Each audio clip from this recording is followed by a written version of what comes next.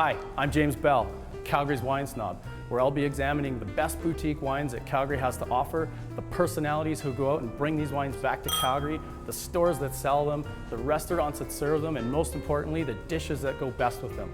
Whether it's dessert, breakfast, sushi, Alberta beef, we will have the best products available to you in our market and the best dishes that go with them, served by the personalities behind these wine stories. Join me here.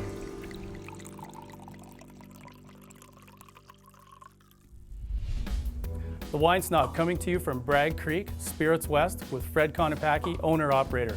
Fred was a co-founder of the Belvedere, the first restaurant to ever win a Wine Spectator Award in Calgary, and he also opened up the Palomino Smokehouse. I can't think of a better guy to pair ribs and wine. Fred, thanks for being on the show. Hi, James. Let's eat some barbecue. Sparkling red wine and ribs.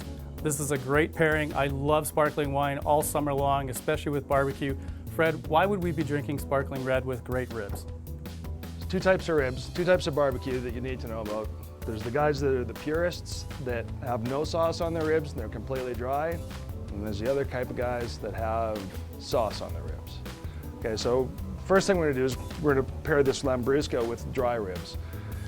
Sparkling, bubbles, cool. There's some spice in here, some herbs that pick up the spice and herbs that are on the ribs. And that's where we go. So when I think of barbecue, I think of 4 flavors. There's the protein itself, whether it's beef or pork. There's the rub that you might put on it. There's the sauce, and then I think the smoke. That's really what comes out. So is the smoke a nice balanced component with a sparkling red like this?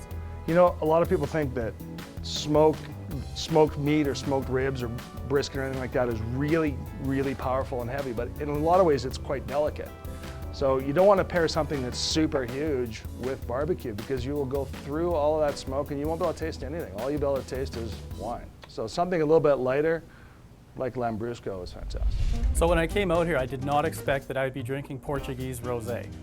This is an interesting choice. You should always expect rosé when you come to my place. Take me through Portuguese rosé, this grape with the ribs.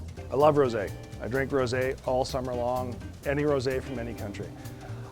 Before, when I said that barbecue is a very delicate thing and some guys don't like to put sauce on it, most people like to put tons of sauce on it. Sweet, acidic, but mostly just sweet.